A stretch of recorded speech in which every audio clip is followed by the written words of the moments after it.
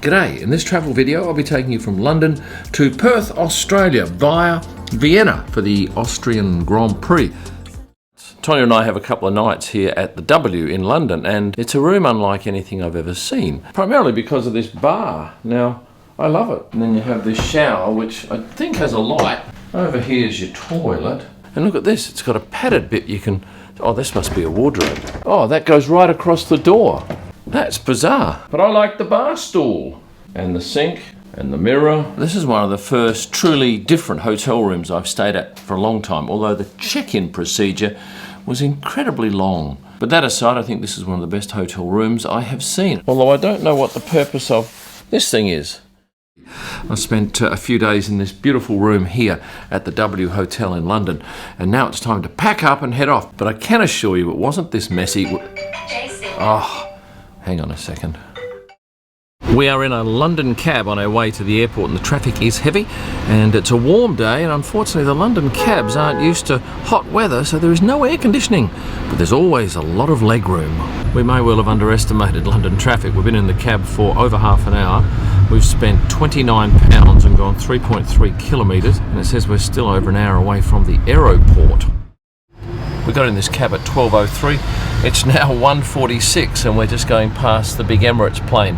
At the entrance to Heathrow Airport, traffic has been shocking. Well done, my friend.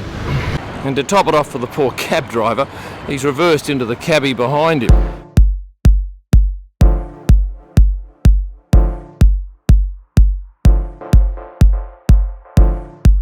This is the escalator to go upstairs for security, but we're being metered through there. And unfortunately, the taxi driver that I used to come out here still has my credit card, so I think I'm probably not going to get that back. I'll have to cancel that one. Put that down as another loss. This is the busiest airport I've been to this year, without a shadow of a doubt. We'll make the flight, but there was no time to enjoy the lounge. Which passport have you got? Because that might be the wrong one. Thank you. Welcome, Savino. Thank you. I like your TikToks. Good man, thank you. Very passionate. So we're on an A321 aircraft today, 2 hours and a bit, I think, to Vienna. There are 42 seats in business, but only 28 are sold. The middle seats are vacant. And this, I imagine, is a pretty full flight with lots of F1 people. I've already seen a few F1 photographers, one driver, one trainer. So they'll be picking up cars at Vienna Airport and then heading to the Red Bull Ring, which is, I'm guessing, a couple of hours. I can't remember from last year. But this is a comfortable seat, but once again, we've got lousy leg room.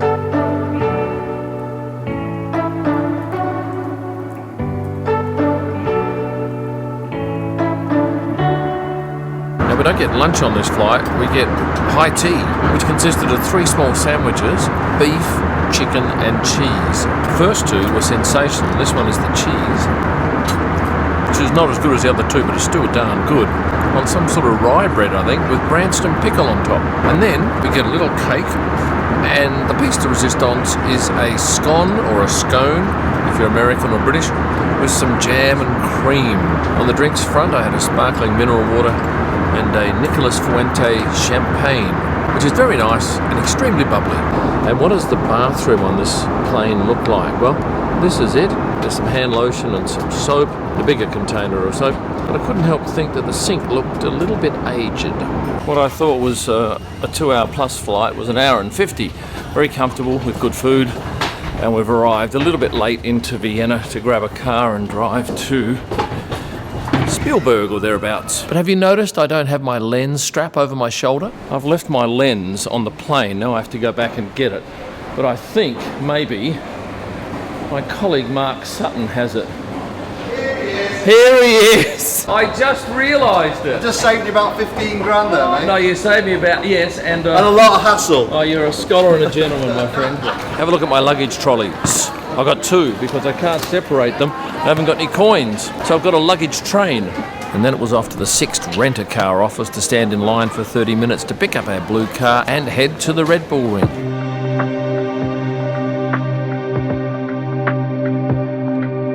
So this is our apartment for the next 5 days. It's about 11 kilometres from the track.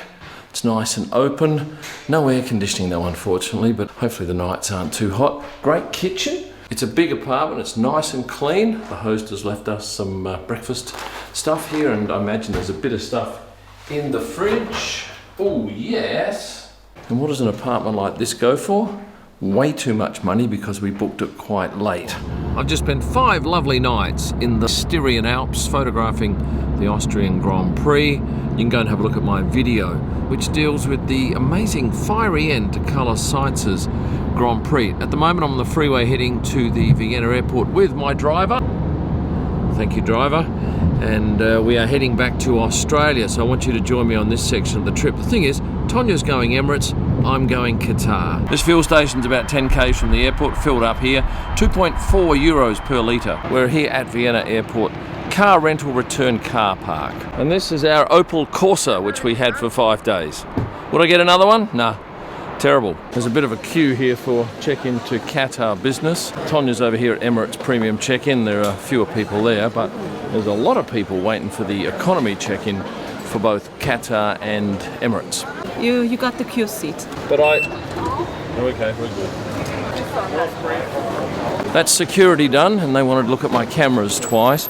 And I said, have you ever found anything doing this job, doing this? And he says, yeah, we find guns, and once even found a chainsaw. So what happened with the lounges? I don't want to talk about that, love. I really don't. Emirates have sent Tonya through passport control, but there's no lounge through passport control. But anyway, on the positive note, see this flight I've got here? This is Vienna to Doha. See this? Q Suites. Oh, good. Yeah. That's good news. And what about that one? Don't know what that is. I don't think that's Q Suites. Normally I'd review the airline lounge, but because of a cock-up, they told us that the lounge was after passport control, and it's actually before.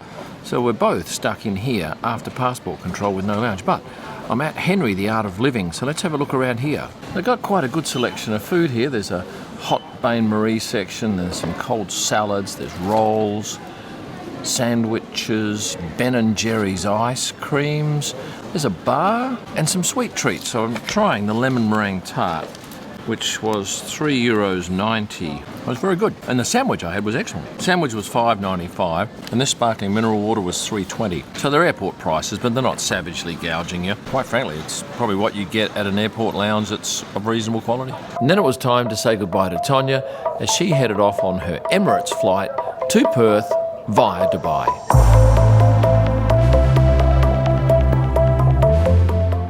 Hello, sir.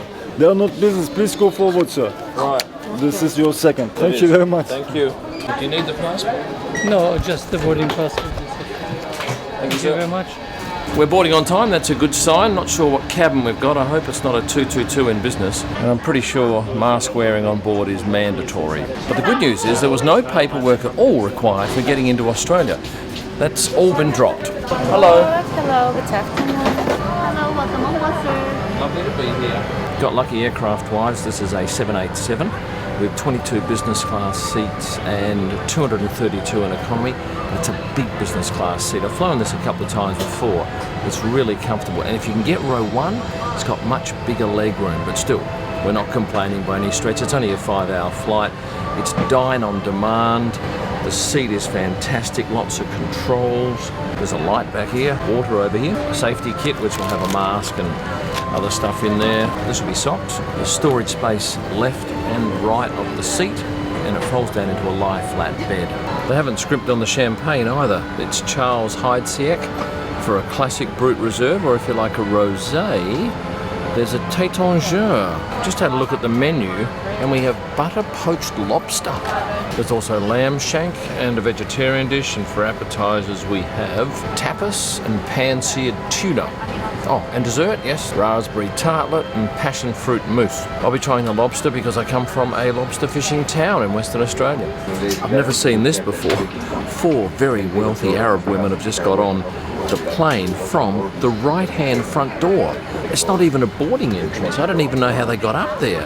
But they've got up here with all this Louis Vuitton luggage, and yeah, they've clearly had a spend up.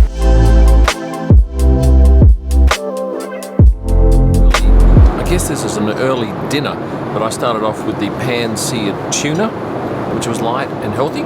Bread was great, and you also get a small bottle of olive oil with balsamic mixed in. Well, I just had the lobster, and while it was good, I'm somewhat spoiled because I live in a lobster fishing town, so I get them given to me by friends and we cook them fresh typically. But it was still great. It had a lovely little pasta thing, and next up there's a raspberry tart. Bye-bye. Thank you. 34 and about 100% humidity. It's very warm. But thankfully we're on the business class bus, which is air conditioned, and we're now heading over to the terminal. That was a great flight too. Just under 5 hours. Might be one of my favourite cabins. Well, it's masks on here at Doha Airport. I had about 2.5 hours on the ground here, and I spent all of it in this beautiful quiet lounge, which has next to it a business centre. What did I do for 2.5 hours? I edited a video, the Carlos Science video, which I urge you to go and have a look at. It's all about the fire. Now it's off to find my gate, and I can now sleep on this flight after I do a little bit of a rundown for you. Now I believe it's the Q suite, as I said, and my glasses are fogging up, and it's about 2 a.m. Change of plans, flight's delayed by 1 hour and 10 minutes. I've decided to come up here to the restaurant, which has no alcohol, by the way, because it's a dry country, and I've had some sushi, which was good. I tried the pasta, okay. Cod, not so good. If you like bread, this is the place for you, and there's a whole host of desserts. So I thought I'd nip up there and perhaps try a tart. Priority for boarding. Thank you.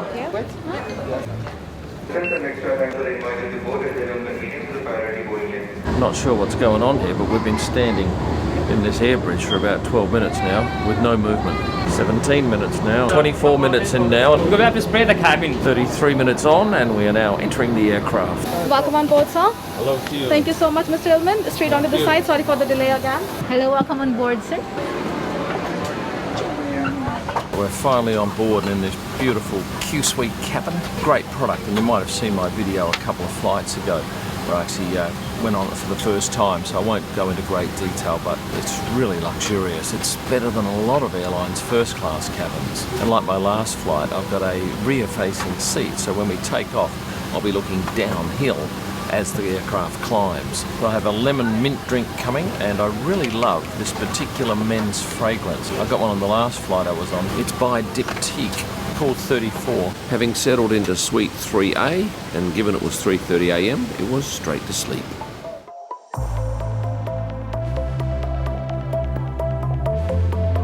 Well, let me give you an update. A little tired. I got 5 hours sleep, some lovely white clouds as we head towards Australia. We're probably 2 hours away from landing. I had breakfast, and then I decided I was still hungry, so I had a main course meal. But unfortunately, they had none of the business class meals, so I had 2 economy teriyaki chicken.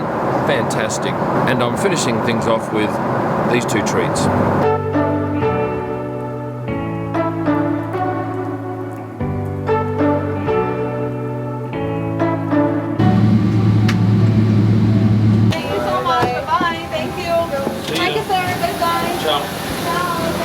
As an Australian coming back into our country, it's so easy to get through and so quick.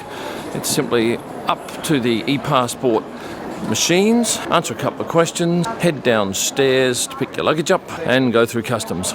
I'm back in Perth, Australia, and that's my son who's just come to pick me up, my oldest one, Tyler, who's revving his engine to be a show-off. But great to be back here. Strong smell of smoke from bushfires around the area, but just a lovely crisp evening. And thank you for joining me on this trip. If you've enjoyed the video, please hit the like button, subscribe if you haven't done so, and become a member. There's a whole lot of extras for you. You'll find all of my digital images, prostarpics.com. You've got merchandise, wall art, F1 photo books at kimillman.com. And for my best images live from the track and all during the week, head to Instagram at Kim Illman. Thanks for watching. Stay passionate.